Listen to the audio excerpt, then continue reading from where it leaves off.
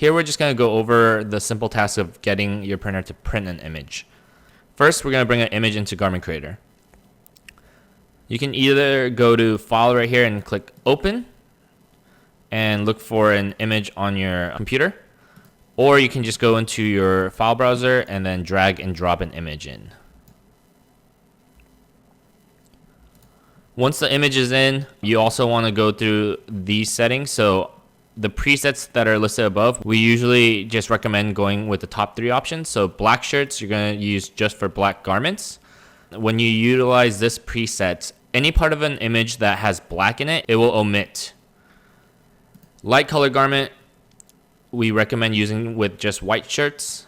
It is called light color garments or light color t-shirt, mainly because you can use it for shirts that are very light in color, such as baby blue or very light heather gray. But the issue with that is because the actual shirt is not white and this option does not provide a white underbase, you will still see a little bit of the color of the shirt showing through the image, which causes the image or the print to look a lot more faded. Now we're going to go down to dark color t-shirt, and this one we recommend using for every color in between white and black. So whether it's baby blue to maroon to navy, any other color in between, even heather gray, charcoal, we recommend using the dark color t-shirt. Now the next thing that you want to do is go to print quality right here. You're going to click that. It provides you 6 levels of quality. 1 being the fastest but the lowest resolution, and then 6 being the highest resolution but with the slowest speed. So what we usually recommend is picking between level 3 and 5. Level 3 is still very quick, but does not sacrifice too much on the print quality. And level 5 is a bit slower, but it provides a better image quality. Level 6 we don't usually recommend too often because it actually puts down 2 layers of white underbase. The first issue with that is it utilizes way too much white ink, and that will affect you on overall cost of the print. Another reason is that with too much white underbase, you can run into issues of what we call white speckling, where the white ink actually peeks through the color and you have these small little white dots that start to form in your print. So for this one, we're just going to keep it at 4. And then the next thing you want to do is go to layout settings.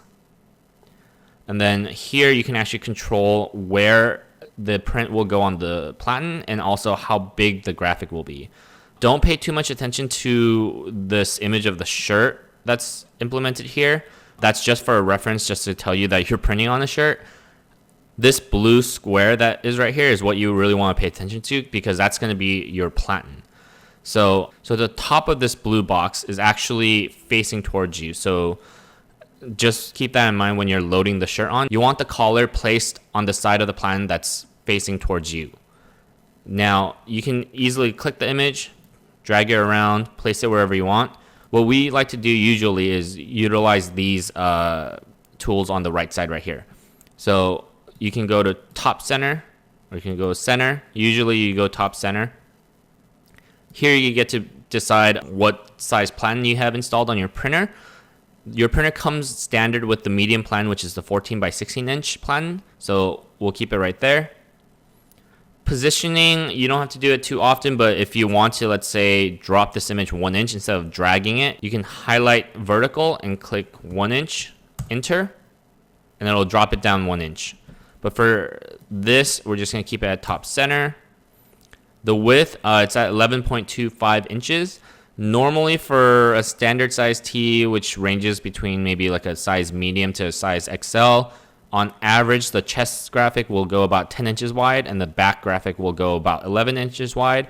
That varies depending on the shape of your graphic, but also the size of the shirt that you're printing, and also just how you want the image to be printed on the shirt. So if you do want that extremely large image printed on the front, then by all means, increase that to the maximum of 14 inches wide.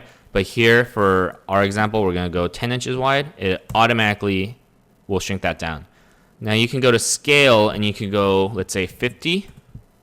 That basically does a percentage decrease or increase of the image. It'll keep the same ratio of the print, but if you know the print is, let's say, 10 inches wide, you want it 5 inches wide, instead of going to width, you can just drop it down to 50% of the original size of the image.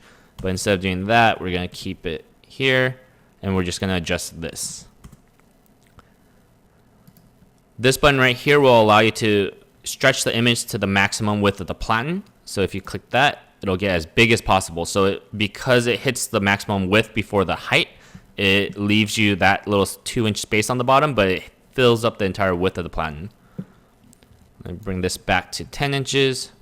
And then the last thing is these buttons right here. You can rotate the image either direction. You can flip the image if you want to mirror it. Once you have those set, you're ready to print. You're going to come down to this print button and click print. If you are printing more than one garment, you can go here and change the number of garments. So let's say I'm having 20 shirts printed with this same design. I could put 20 and click print, and the blue light that starts the print on your printer will continually light up until you completed those 20 prints. All right, and that's it for level 1 of Garment Creator Training. Thanks.